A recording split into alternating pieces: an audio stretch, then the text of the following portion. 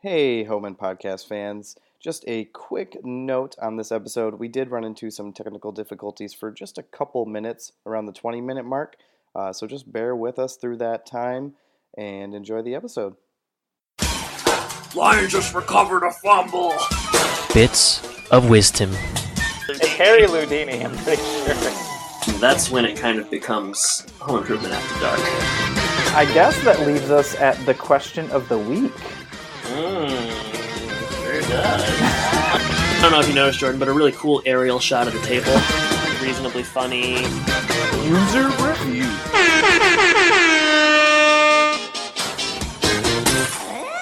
Does everybody know what time it is? Home and Podcast time. That's right. A company that would never steal from Binford Tools is proud to present a home improvement podcast. My name is Adam, and I'm joined by my co-host, Jordan.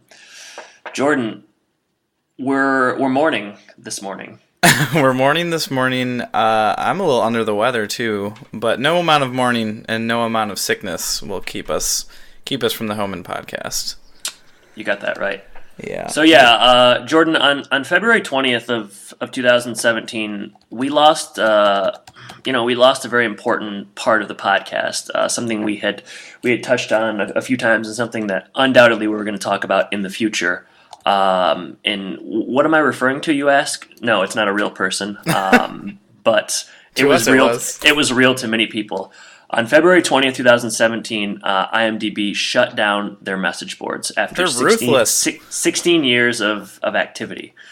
And, the internet wept, maybe. We wept privately. And certainly parts of, IMDB fandom and people that were holding on to the last vestiges of message boards, they shed a tear like a bald eagle watching an American flag fly on the 4th of July. So yeah, I kind of think of it like, how there's those moments in history where you'll always remember where you were when that happened. Whether it's just a major disaster or whatever. Well, where were you when you found out? Because I know I was driving in the car and I heard another podcast mention it. Oh my goodness! I had to I started to steer off the road a little bit. It was just a reaction. I thought I almost headed directly towards a large maple tree. In fact, but wow. I was able to steady the ship and I drove on to my teaching responsibilities. Where were you? I was at home, just trying to enjoy some downtime watching TV, and I pulled up the Twitter app, and I saw a tweet about it, and I almost threw my phone against the wall. You didn't, right? No, I didn't, but I didn't quite know how to handle it. And, it's taken several days to figure it out. Yeah, it's one of those things where I was just so shocked and saddened that I have trouble even kind of.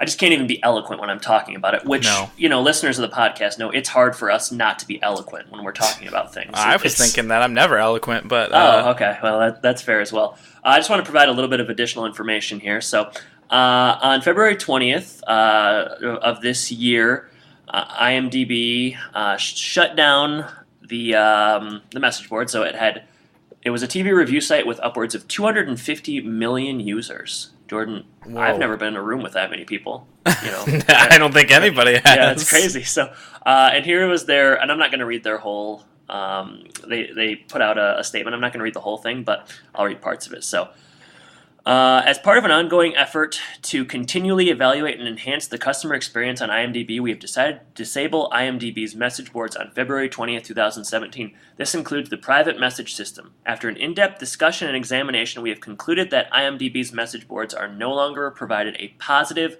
useful experience for the vast majority of our more than 250 million monthly users worldwide. The decision to retire a long-standing feature was made only after careful consideration and was based on data and traffic. Whew. I would have liked to have been in that that room for that conversation. Guess what part of it I don't believe? That it was based on data and traffic. Or like a really serious conversation? Yeah, obviously, I think, we joke about it, but it's message boards and things like that, and we found... I guess, I don't know, you looked at it probably a little less than I did, but it's a place where a lot of hatred is spewed, and I'm not necessarily surprised that they shut it down, especially when, the politically, it's PC kind of times, but there was obviously some pretty terrible stuff on there. Homophobia, sexism, racism, things like that. Things that you definitely don't want out there, and I get it from that regard. But this article, and it's an article from Pace Magazine, talks about how, it was definitely it's good to like say goodbye to the online haters and just like the awful parts of the internet and just, like I said, hate speech. But it is kind of it's like the last big message board to shut down. I'm trying to find the specific spot here. So, okay, here it is. And while the decision to shut down IMDb's message boards makes sense, both given the rise in hate speech and fiscal challenges of maintaining it, it's important to recognize that no other forum was able to replicate the same amount of fervid discussion of every single TV show, film, and actor on a single site, and more importantly, create the same community as IMDb did once upon a time. So, yeah, this came out in 2001, so 16 years. The internet's changed a lot, the world's changed a lot, and there was never a place for, like just the awful things that were being said on there. But it's kind of a shame that they couldn't have maybe, I don't know, policed it a little bit more and kept it up there. Because I'm sure there were people that did like using it, but I understand why it's gone. Yeah, and we certainly enjoyed reading some of the home improvement stuff on there.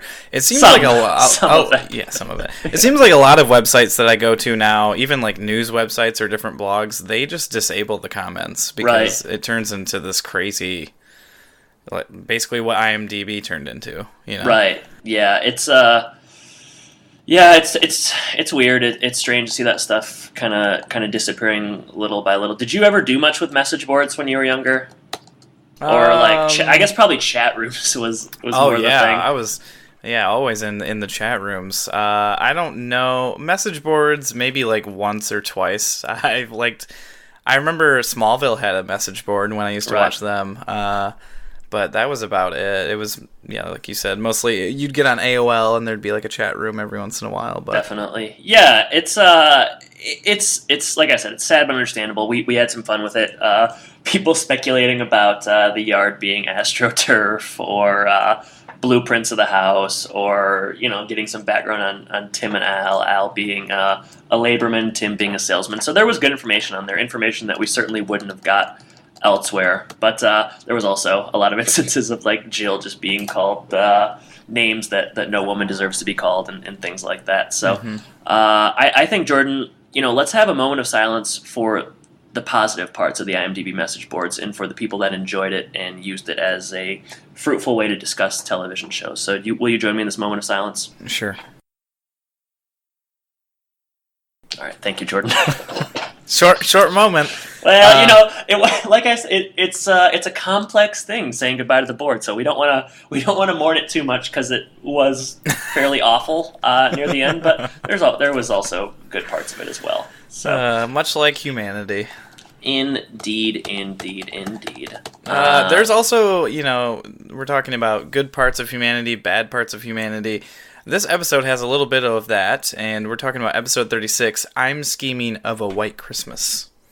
So we're gonna get into that. This was written by B.K. Taylor, who wrote Baby It's Cold Outside and Read My Hips. So we're in for a treat here. Aired December 16th, 1992. No Tony Topola again, no Eric Kirchner, I think it was, last week, but Bernie's back. So that's good. We've got a plot synopsis by Bernie. But don't we wonder what Tony's doing? I certainly don't, but you might. Okay, all right, well, fair enough. Go ahead. Okay, so Tim decorates his house in typical more power fashion. Brad and Randy collect money for charity, but decide to keep a portion of it for themselves. Jill and Tim find out and tell them they have to return the money to charity. Seems like a pretty cut and dry synopsis. Short and sweet. That's how B.K. Taylor likes it. Yeah, and Bernie. Bernie mostly, and yeah, they don't seem to make very much of the charity thing, but maybe we'll make much of it during the Jordan, episode, we're gonna make much of it. Jordan, I have some trivia this week. So, did you know? And brace yourself. You may want to hold on to. I'm your strapped seat. down. Okay, so the title, I'm Scheming of a White Christmas, it comes from the first line of the Christmas classic White Christmas, written by Irving Berlin and made internationally famous by crooner Bing Crosby. At one time, it was the largest single-selling record of all time. Whoa. So, the last part's kind of interesting. The first part, not so much. The I'm scheming, I'm dreaming thing is, again, sort of just something that everyone kind of inherently knows. But according to IMDb, 0 out of 1 person found this interesting. So, small sample size. I like that there's that option. Yeah, it's like liking on Facebook or favoriting tweets or whatever. But so 0 you can out of thumbs 1. down. That's basically what they can do on IMDb. That's good. I like it. I like the options. I think so. We don't have any. We have one plot keyword. What's that?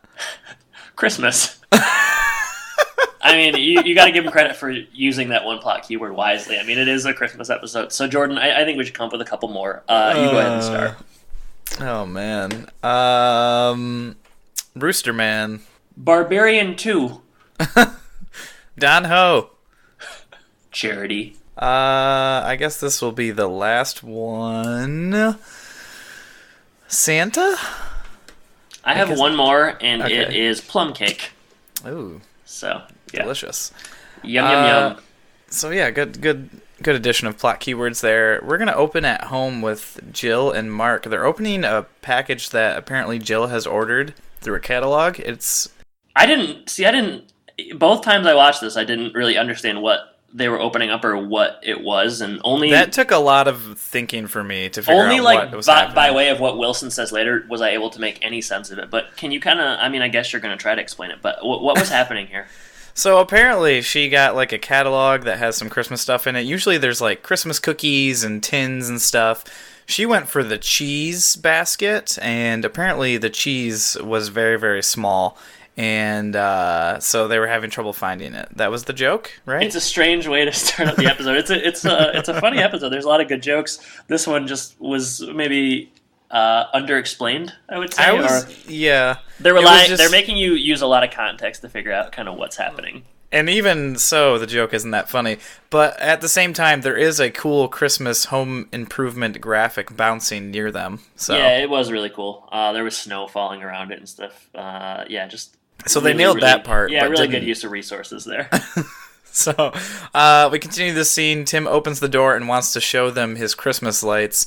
We also find out at this time that Brad and Randy are collecting money for charity. So they're just going door to door, knocking on people's doors, asking for money, I guess, which I didn't realize was a thing, but they're doing it.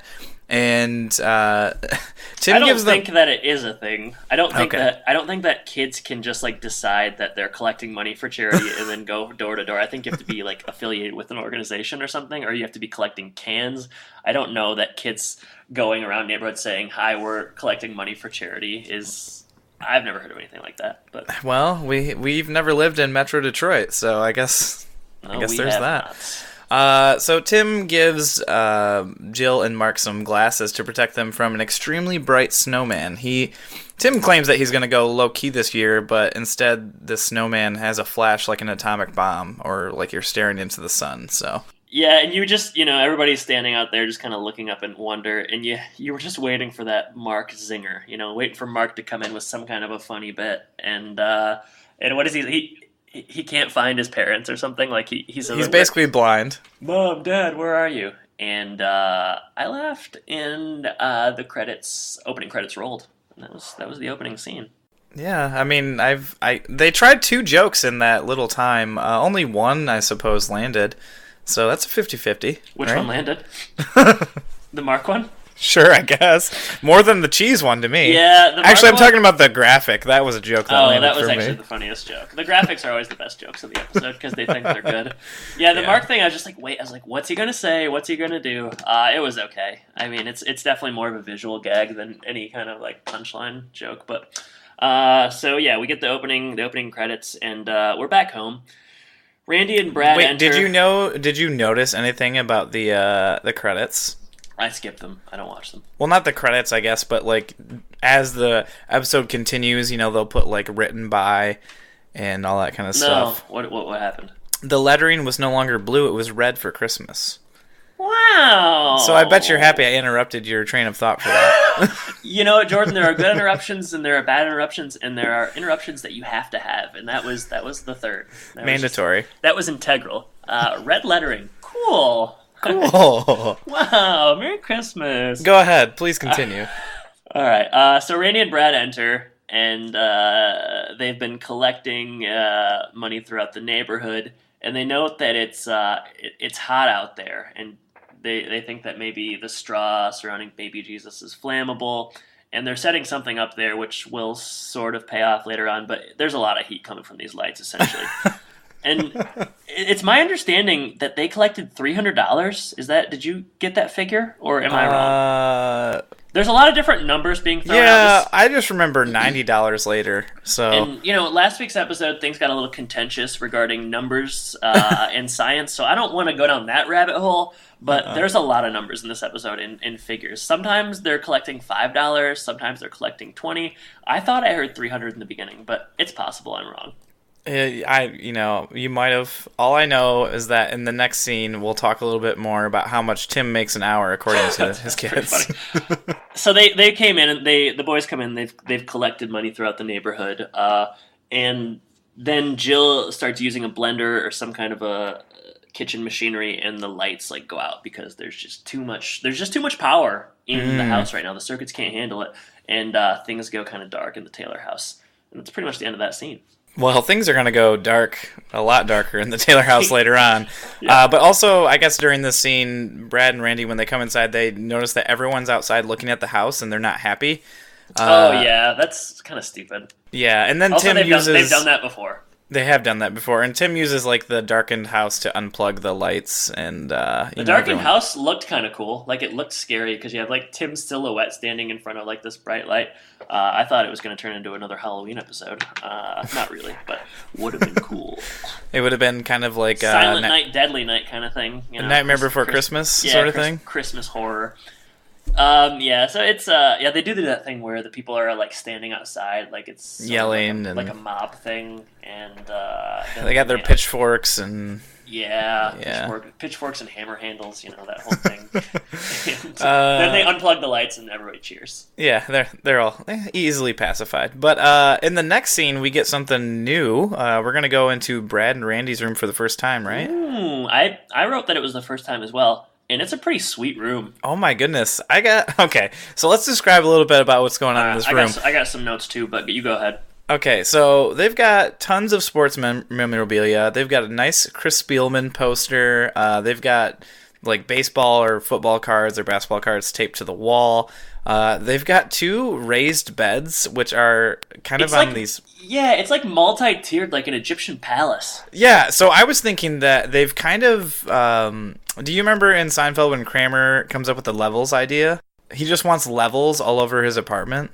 Yeah, what does he do with it? I mean, I don't know if they ever show what he does, but this is what I imagine what happened. There's just steps everywhere, stairs everywhere, levels. I do remember that. I remember it not in the context of Kramer, but I remember it the season where they do the show, Jerry, within Seinfeld. I remember the guy playing Kramer doing a bit where he's talking about levels. That's part of the show within the show that they portray. Yeah. So I do remember that coming up. Yeah.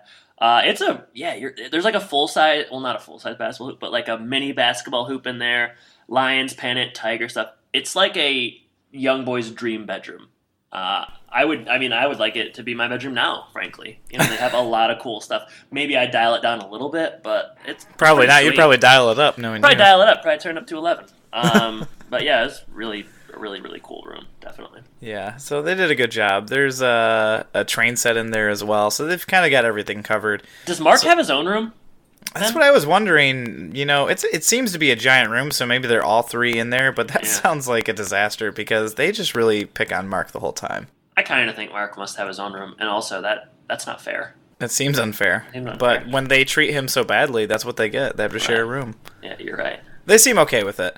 Yeah. So they're on the beds at this point, on their platform beds, and they're counting the money. This is where I got the 90-24. 90-24 is definitely a figure, yes. Okay. So that's what was collected. Brad is trying to add up how much they could make in a week, and he is way off. Yeah, he said, if we made this every day, we'd make $200. But, in reality, it'd be $600, $700. Yeah, so he's not that close. But Randy is, Randy gives a few subtle digs, not even subtle, a few digs at Brad in this Only episode. subtle if you're 9. Yeah, exactly. Kind of like we dig at each other, I suppose. Right. Ours are not subtle either. We're not 9. I'm surprised the show's still going. Yeah. But yeah, they talk about what they could do with all that money, all of the $600 that they would make. They could have Rooster Man comic books and Barbarian 2 Game Boy game. Barbarian 2, we're talking the Dungeon of Drax, just to get specific. Drax from Guardians of the Galaxy? It's a video game first published in 1988 for various home computers. It was also released as Acts of Rage in North America. The game is a sequel to Barbarian: The Ultimate Warrior, which was published in 1987. But I just had that. I just knew that. I didn't. Yeah, was one of your favorite games, right? I love the Dungeon of Drax. Rooster Man. It doesn't exist. If it's real, I typed in Rooster Man comic and I got like some dude's blog. So me too. If it's real, then it's not very popular. I'm gonna assume that that they made that up. But Barbarian 2 is real. My guess is that Rooster Man, the website that we went to, got 2 more visits than they've had in a long time. Yeah, I think someone got a notification somewhere, and they're like, "Yeah, time to bring the blog back." Yeah. Barbarian 2: The Dungeon of Drax has a 4.4 out of 5 according to Emu Paradise. So yeah, that's pretty. And good. it was designed by Steve Brown. That's all the information I'll give though. I feel like we've given more information about Barbarian 2 than we give pretty much for anything else. Well, there you go. That's it was just readily available, so I couldn't help myself. So at this point, Randy can't help himself. He concocts an idea. He says they deserve a salary because they're basically doing a job. His shoes are wearing out. He's working hard, walking around. They start to figure. I don't remember if it's Randy or Brad. They ask like, how much does Tim make? How much does their dad make? And they say like $3 an hour, so they obviously have no idea like what it costs to live. But they say the point of that is that Al does all the work, so they deserve money too because they're doing all the work. I don't know. I guess that's their rationale. Yeah, they think that they both agree that their dad makes $3 an hour. In that the fact that they're going around collecting it, they should get a cut of it. So Randy, he gives $2 to the charity, $2 to them. And we can assume it goes back, and they just keep doing that throughout the 90-24, which means they're each getting 45-12. Brad is against it pretty much from the get-go. He is. He's not really into it, but Randy, he's a smooth operator, and I guess Brad doesn't put up much of a fight either. But no, he's easily convinced. I just figured that Brad maybe learned a little bit from when he threw the bricks at that greenhouse. He's reformed, yeah. He is reformed, to be sure. Yeah, I think then that's pretty much that whole scene.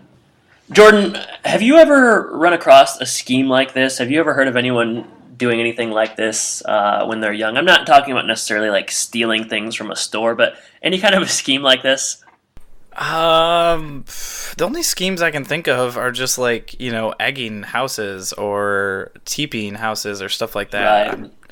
Okay. Nothing's coming to mind as far as like embezzlement or burglary. This reminded me of something that some guys in our grade did. I will not name names because this is somewhat incriminating. But this is the first time you've not named names. Yeah, well, that's because I feel like this is actually like kind of dark and perhaps a decision that these guys regret, or maybe they don't. I don't know. I'm not going to put words in their mouth. But when we were in 7th or 8th grade. I think some guys on certain members of the football team were like tasked with helping park cars for the varsity game over by Rodney Collins.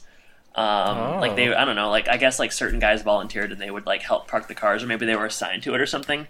But I know specifically one guy who started charging people to park over by Thompson Elementary. It was like $5 a car, maybe it was like $2 a car, and they started like doing it. I had heard, and they collected, I don't know how many cars they did it for, but they got something like $40-50 before they stopped doing it. But there was a brief moment during that day, a fateful Friday night at Rodney Collins, where they were collecting money from cars parking, and people were apparently giving them to them. It could be a wives' tale, but I'm fairly certain that it happened, or at least they charged one car. And that's what they just embellished a little bit. Yeah, probably. But that's what this episode made me think of. I hadn't thought about it since it happened, but yeah, I mean, some people got ripped off that day. And they should have known better, because nowhere in Davison, Michigan are you going to be charged for parking. Yeah, never. Doesn't matter how big the event is. It is not a bustling metropolis. So yeah, if Davison's playing Flushing, you're not going to get charged $5 to park. Just an FYI. But it's the Raiders. Shame on those people for falling for it, really, is what I would say. Wow. Yeah, I'm not aware of any schemes like that, but that is an interesting initiative that someone took. Diabolical. Diabolical, to say the least. So we do not condone anything like that around here. No, we don't, and we had nothing to do with it. Nope, because I've never heard of it. Next scene. Next scene, backstage, we are with Mo, we are with Tim, and they are getting ready to shoot a Christmas promo. Tim has brought a nice elf hat, which he's not happy about. It's got the big ears. He's got a red suit on, but he's not Santa. Al walks over, and he is Santa. Sal Borland, the ancestor they covered a few pioneer. episodes ago. Yeah. The pioneer. Mo has booked Manhattan Transfer for the show, which I hadn't heard of before this, but apparently my family has. So well, and they only got Manhattan Transfer. Well, that's not true, but the guys would have preferred they got those barking dogs. You know. Yeah. I think we all would have preferred that, but we don't get that. Would have got a lot of grunting along with that. It would have been pretty on brand for the show. Yeah, but instead we get Manhattan Transfer, and they are talented. We'll see later on. But yeah, I'll talk about. I got some bio information on them, but I'll talk about it in the scene where they come out later. So. Yeah. So Mo leaves after having basically the same conversation that they've had 40 times with Tim, where she's in charge and he's not. And at this point, they're going to hop on a snowmobile. And apparently they're gonna do something for charity. Like it's a promo. They're recording a promo for charity. Tools for Tots, I believe it is. And they have a green screen behind them on this snowmobile, and they're flying around the world. It turns into fighter jets. It's really fun. I thought this was really funny. That's my favorite part of the episode. Yeah, you didn't think it was funny? I thought this was way too long. Oh, I thought it was so funny. I really was laughing a lot. Yeah, it starts like, well, I'll save my question for the end, but it starts with them snowmobiling like through mountains and stuff, and it's pretty logical, and then it just kind of escalates. It becomes like a fighter pilot situation. Tim gets out a grenade and like drops it on I did like that. And it's like, it just gets more and more absurd. And then it's like a Civil War kind of situation where like guys are following on horses with like guns, and Tim gets out a gun, and what follows that? And then it is like surfing. I loved it. I thought this was really funny. I think also it reminds me of the scene in Airplane where, like, there's a scene in Airplane where one of the guys picks somebody else up in a car and the green screen, like, changes and they hit a guy and, like, you see him in the background and then there's, like, Native Americans charging. I really thought this was funny. Okay. But you didn't think so? You didn't like it? Well, I guess I would have liked it if it did. It seems like a really long scene for this promo. I didn't really understand. Long. I didn't think it was long enough. Okay. Well, we have different opinions on this one. And then Tim falls off at the end, which he does. But my question is Mo filming this? Where's the crew? You know, this would be like filming. You know, this is no small undertaking. It's not like something you can just like Tim and Al and Mo do. Like you would need camera operators and stuff. And as far as I could tell, there was only the three of them there. So. Maybe they're just off camera. They just never really show that part of the scene. So. Yeah. I really like this. I mean, I was really laughing both times. It was getting me. What part of the scene do you think they kept for this promo? That's what I'm wondering. All of it. Yeah, they just did the whole violence and everything. Yeah, I hope so. All right. Charity knows no rating. You know, they got to draw people in any way they can. And they're drawing them in with the laughs. Got me. Got you. Yeah, you would have donated for Tools for Tots immediately. Yep, so back home, the boys are going back out to collect. They're going to keep up their scheme, make some more money. Jill is proud of them, and you can tell that Randy knows he's being sneaky because he just kind of is, I don't know, he's just kind of like ducking questions. He's looking down. They claim they only made $5, which is why they ever threw a number out there is, you know, unknown to me. They're not really very good at lying. Lies are in the details, and they get too detail oriented. And then they make a huge mistake. I'll let you continue on with the scene. But I was gonna say that last week we talked about our trade deadline deals, and I'm saying that if TJ Henderson is traded for Mark, he's squashing this before it ever happens. He's using his genius to explain like how they're going to get caught, and just kind of the implications of what they're doing. It would have never happened, which I guess I'm glad that it happened. So maybe I'm actually glad the trade didn't go through, because this was something interesting for the boys to do. But he would have stopped it dead in its tracks, to be sure. Yeah, well, maybe that's why they never made that trade. They wanted these plots to continue happening. But that's the only reason.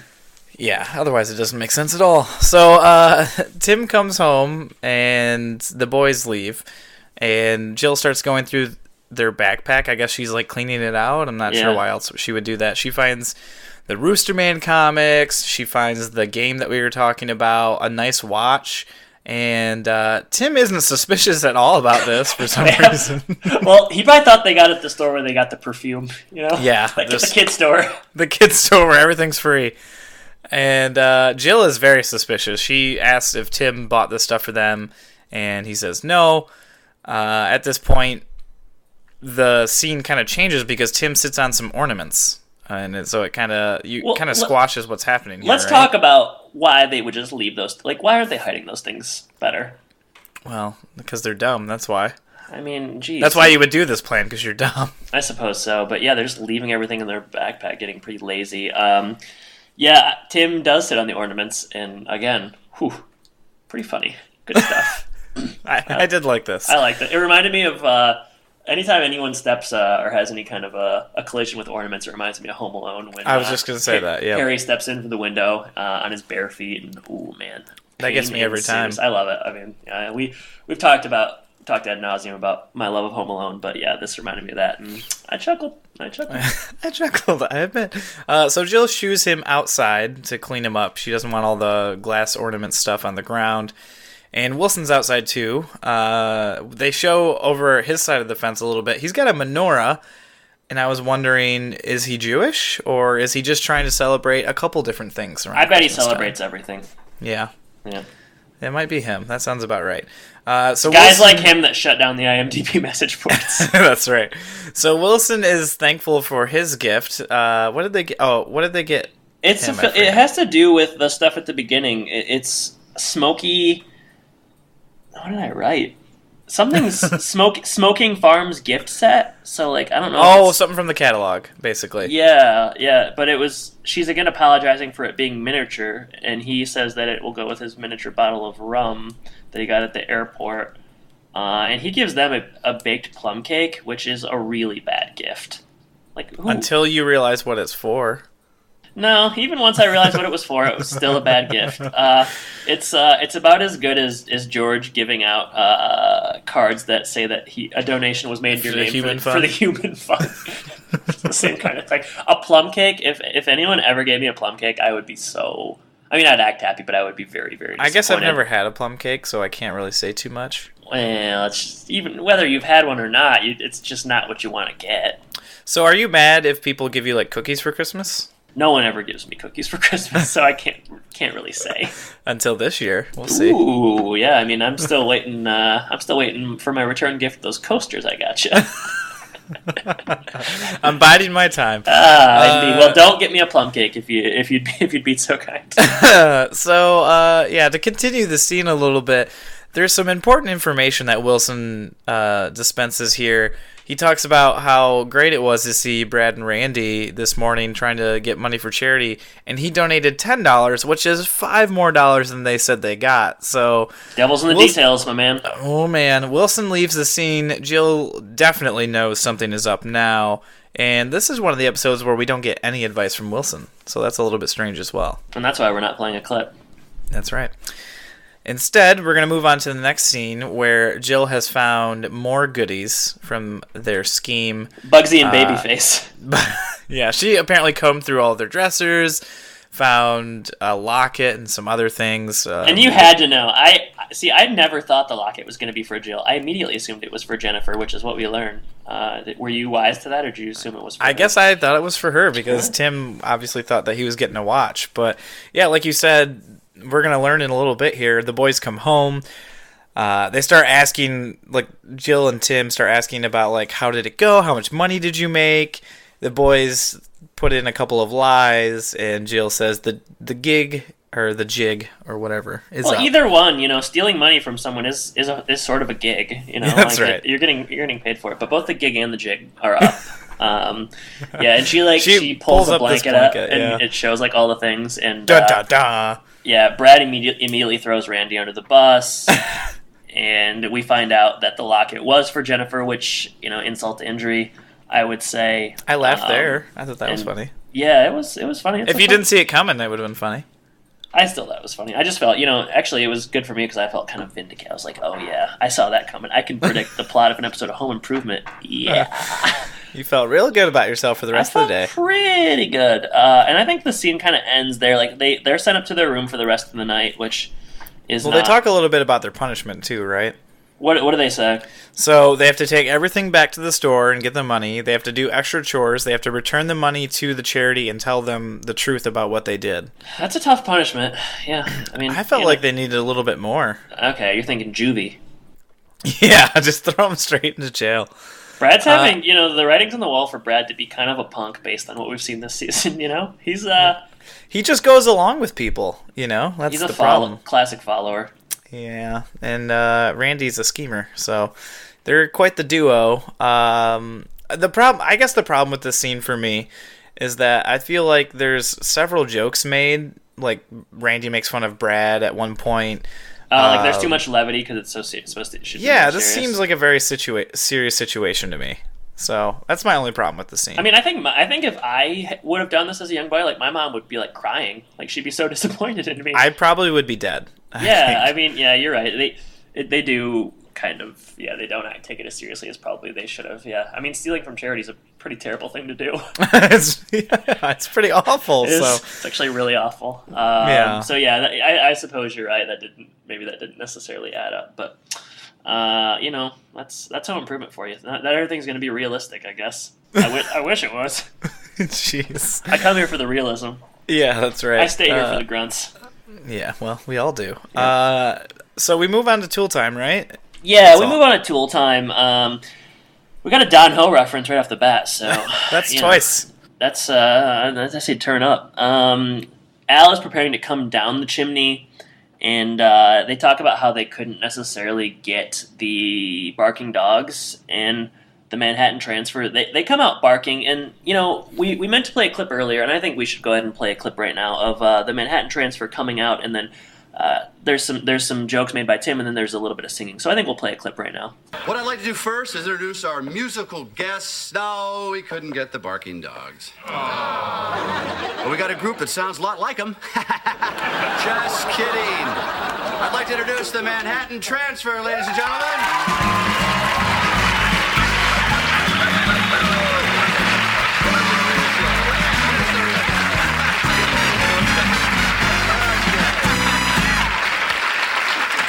Well, it's good to have you here. I got to admit, I'm a big fan. I always want to know who's Manhattan, who's Transfer. Yeah, right. No, that's the name of the group, Tim. Come on. We have our own names. So. Oh, yeah, just like the rest of us would have. Well, I'm Janice. I'm Cheryl. I'm Tim. I'm Alan, but sometimes people call me Al. Tim and Al, do you assist him? I don't think so, Tim.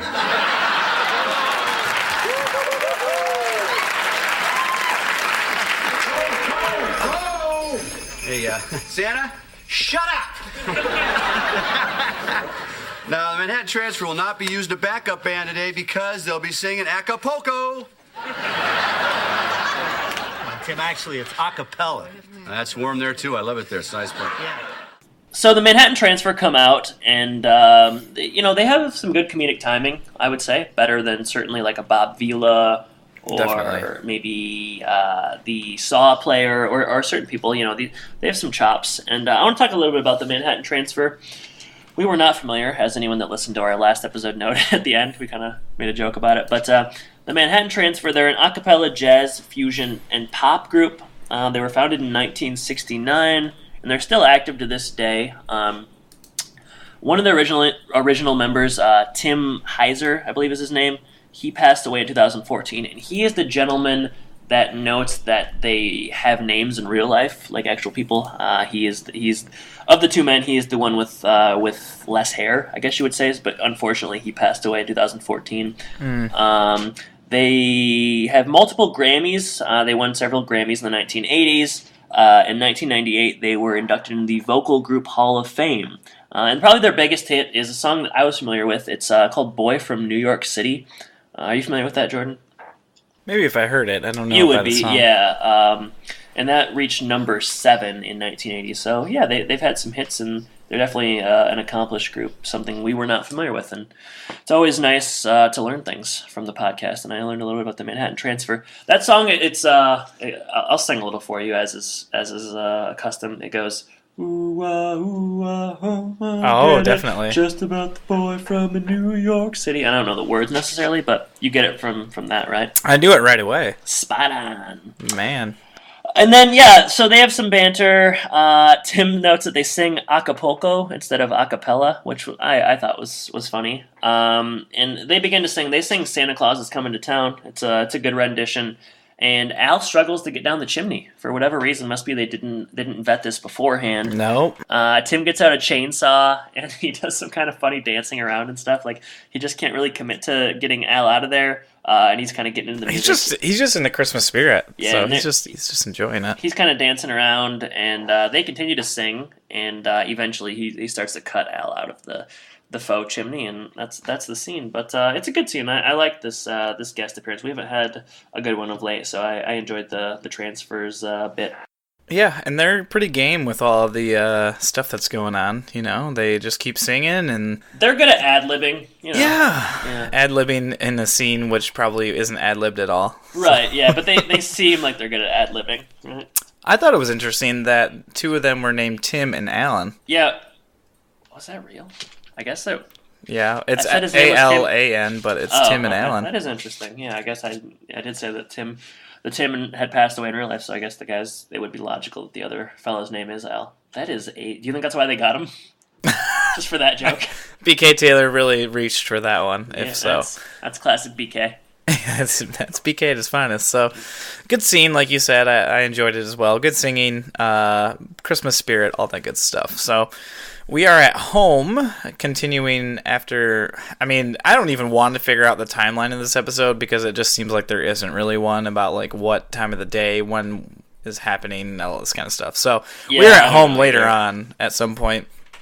Brad and Randy are in the bedroom, and they just left the shelter. So they just had to tell all those kids, you know, what they had done, and they realized... No wonder they didn't show that scene. Would have just been so funny. Oh, yeah, that would have been hilarious. Can you imagine? Oh, my goodness. So they realize how good they have it after seeing what these kids have at the shelter, and they're going to clean up their room, tidy up their room. I guess that's part of their punishment. And while doing so, Brad has a good idea. He decides that we have some unneeded toys around here that we need to donate. And so they go around the room, they pick up a bunch of different stuff, some fancy toys, a helicopter, a baseball mitt that is Mark's, all this kind of stuff. And they decide they're going to put it in this psychedelic pillowcase, and they're going to donate it to the charity. So that's a nice moment, I guess, in the episode. Also, Brad gets a good idea, which we don't see very often. The first time I've ever seen it. So a record-breaking episode here on the Home Improvement and Home and Podcast episode. The next scene kind of continues on. Downstairs, they have Mark, Tim, and Jill. They're watching the Christmas episode of Tool Time that was just kind of recorded. We saw earlier. Who knows? Yeah, I mean, we've talked about this a lot, but I don't know if they're putting these episodes out same day, next day. Are they live? I mean, I guess they're not live, but... Recorded, I don't know. It's hard to say, and I guess we're just not supposed to worry about it. And I'm not going to at this point. I'm not gonna. They kind of... We see part of the episode that we didn't necessarily see earlier. Al is being carried off. The boys come down and explain their idea to their parents, and Jill loves it, and Tim loves it. And Jill says, they are such sweet boys. No, they're not. No, they're really not, though. You know, like they're like Sour Patch Kids. You know, yeah, first they're sour, then they're sweet. Yeah, they're doing a sweet thing, but I don't know that you can call boys that steal money from charity and buy gifts for themselves and I guess they bought a gift for their dad, but they didn't buy a gift for their mom. I don't know that you could call those sweet boys, but part of being a parent is, I guess, forgiving, and she is ready to do so. There's a funny joke in the scene where they're like, all right, go ahead and round up other things you don't play with, and Brad says, hey, Mark, get in. Yeah, that was a good line, too. That was funny. Nothing funnier than being mean to Mark. That's what I always say. That's something that everyone can agree on. Definitely true. Tim holds up the mistletoe, and they kiss, and then we pan up to the star, and I think it's, what does it, does it say God? What does it say? No, it God says bless? peace on earth. Peace on earth, okay. And we hear in the background that Tim has kept the watch. That's an interesting move. Kind of questionable for Tim to keep a watch with maybe stolen charity money. Well, he put up the money. I'm sure he did. They should have said that, because otherwise he's just kind of, he's sort of working with the boys. He's in on a scheme. It was his idea all along. Yeah. I don't know if it was in this scene or not, but did you notice the wanted poster graphic of Tim or not of Randy and Brad? Yeah. It was was that after this scene, or when was this, or was that earlier? I think it was earlier. Okay, I think it's when they're first found out. Yeah, it's like a really crappy graphic it's like a Wild West wanted poster. And I don't know why I thought of that now, but it's funny. Well, Tim later talks about how he's going to put up their picture in the post office. Yeah, So I didn't know. I thought that was only for missing kids. Is that what they're talking about, or is it supposed to be like an FBI's most wanted kind of thing? Well, I've been to the post office quite a bit recently, and I don't remember seeing any posters. I got to go later today, in fact. So I guess I will. I'll take a do some research. I'll live tweet. Yeah, live tweet. So next day, that zoom in on that tree and the star was a bit corny, but you kind of have to do it in every Peace Christmas on thing. Earth. Yeah. So next day, Frosty is missing.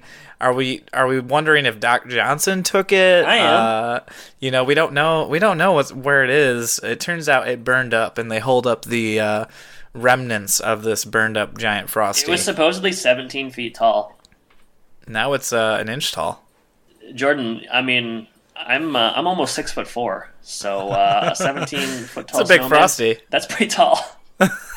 And you're almost 7 feet tall. So yeah, so put us together. It's like double your size. Yeah. So there's logistics there that don't quite add up, but it looks like plastic has been melted. That's what it looks like to me.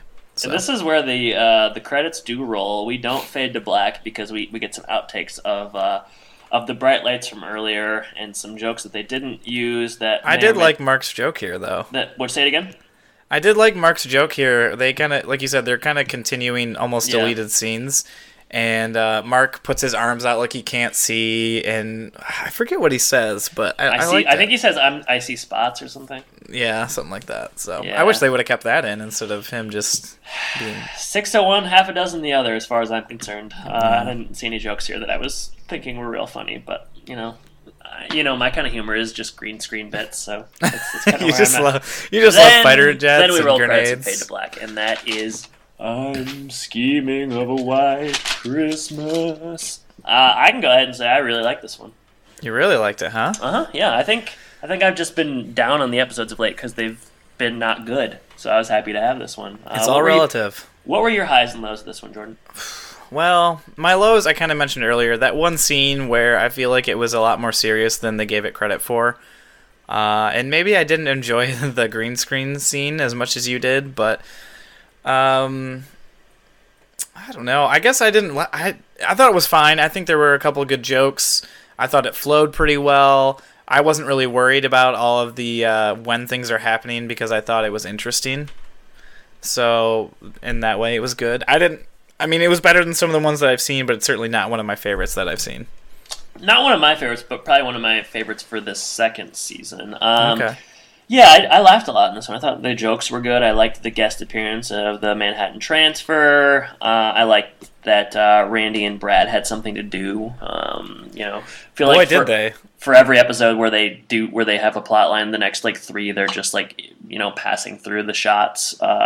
So I enjoyed that, and yeah, I obviously like the green screen bit, and I just thought it was a good episode. I think Home Improvement historically does well with holiday episodes, whether it be Halloween or Christmas. I think those are some of their better ones. Lows, I don't know. What did I think? Were there any lows for me? There must have been something. I don't know. I mean, the Mo Benford stuff is Oh, is yeah. not We could do especially without well done. that. It's just she had a good first episode, but they're not really using her that well at this point. She just comes in No, and they're doing says, the same thing. producer, and that's essentially it. So maybe that would be a low, but I quite enjoyed this one, and I was happy to watch it 2 times and then talk about it. So yeah. Yeah, certainly a lively discussion. So, good episode overall. I suppose we can move on now into something we haven't talked about for a while. We have something in the mailbag. All right, mailbag. Let's open her up, Jordan. You've got mail. All right, so we have a very important piece of mail here. This comes from Laura, who has written in several times, is on our Wall of Fame, and just a great supporter. So this is in regards to kind of the trade deadline segment that we had. Was it last episode? It was last episode. Okay. So Laura thought of a trade as well. And this is in regards to the TV show Bewitched, which I'm not sure if you're familiar with it. Maybe you're more familiar with the Will Ferrell, was it Nicole Kidman movie that came out? I'm familiar with both, so you're in luck.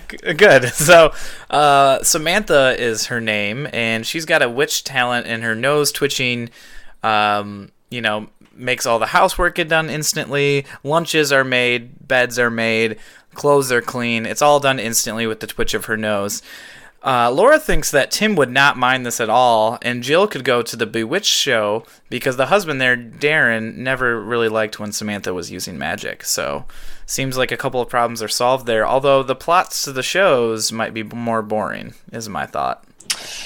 Yeah, and I think I watched some Bewitched, and I think Jill would have some problems with the mother-in-law. I was going to say, what about her? She's got to come over with the trade. She's a character, and I'm trying to... I know her name is Agnes Moorehead in real life, because she's in some Orson Welles movies, but I'm trying to... in Twilight Zone as well. Trying to figure out what is her name on the show. She is called... This is always good when you can do research while you're recording. This is just interesting. Her name is Endora. Yeah. So I think Jill would have some problems with Endora. I mean, I don't know if she's a live-in. She's there quite a bit. But she's there quite a bit, and I mean, I don't know about you, Jordan, but that's tough living with your in-laws or having parents kind of stay with you for a longer period of time. So it would probably take its toll on Jill, as it would anybody. Unless that Endora is included in the trade, and then maybe it's Tim's problem, and then you get some interesting plot lines there. Oh man, Tim would really butt heads with her. But no, I think that's a logical trade, probably better than most of the trades came up with. Most of the trades we came up with. Everyone but Salem the cat, to be honest. Yeah, Salem coming in and like going on dates with Dave and stuff. I mean, that's just good humor right there. But no, thank you, Laura, for your question and your comment and your continued support. So, yeah. That's a good question. Good one. So if you want to reach out to us like Laura has, you can go ahead and do so. Our email is homeandpodcast@gmail.com. You can go to our website, thehomeandpodcast.com, where there's a contact link. There's also a donate link. If you'd like to donate anything $1 and up, that would be great. We really appreciate that, and you could go on the Wall of Fame. Then also you can reach out to us on Facebook at facebook.com/homeandpodcast, and on Twitter, our Twitter handle is @homeandpodcast. Twitter this week had a couple of polls, neither one of them real well voted on. First one is, which season do you prefer, season 1 or season 2? 67% said season 2, 33% said season 1. My vote falls with season 1, definitely. But small sample size, only 6 votes, so it's probably not even accurate. And we still got a couple episodes left in season 2, so maybe there's some good ones that we don't know about. So definitely. Second poll was, what was your favorite trade we mentioned in this week's Trade Bonanza? And only 5 votes for this one. So your Mark for Michelle Tanner trade won out at 40%. Whoa. 20% said Karen for Salem, 20% said Wilson for Kramer and Dollars, and 20% said my 3-teamer of Jill, Jeffrey, Vivian, and then the different strokes financial bit. So does that mean like 2 voted for 1 and then everybody else just got 1 vote? That is what that means, in fact, yes. So not a lot. I wouldn't call it necessarily winning, just too small of a sample size. Too small of a sample size. And in terms of the Wall of Fame and the donations, I want to give a shout out to the fellas. We haven't gotten any male support thus far. we're happy to all the support we've had, certainly. But if you're a male listener out there, how about throwing us $1 or something? Let us know you're into what we're doing. But we want to thank our donations thus far. We're very close to meeting our yearly quota. And you can help us do that. For the price of a cup of coffee a day. No, not in fact, not. It is not quite that cheap, but almost. So yeah, go ahead and support us and help us out. Absolutely. I guess that would lead us into the question of the week. Okay, gotta come up with Jordan, in this episode, Randy and Brad. They go door to door, trying to get donations for charity. And I was wondering, have you ever done any kind of a pledge drive or gone door to door or done any work for charity?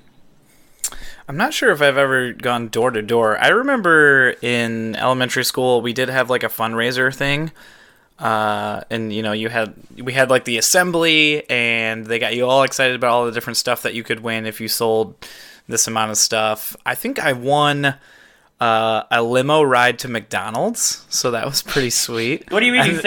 Do you think you won, or did you win that? I don't remember it, but there are pictures of it happening, so I guess either someone photoshopped me. That's straight out of Macaulay Culkin, Home Alone 2, when he gets into the limo and he opens up pizza, which is like the coolest thing that can ever happen to a young person. I like that was a reward.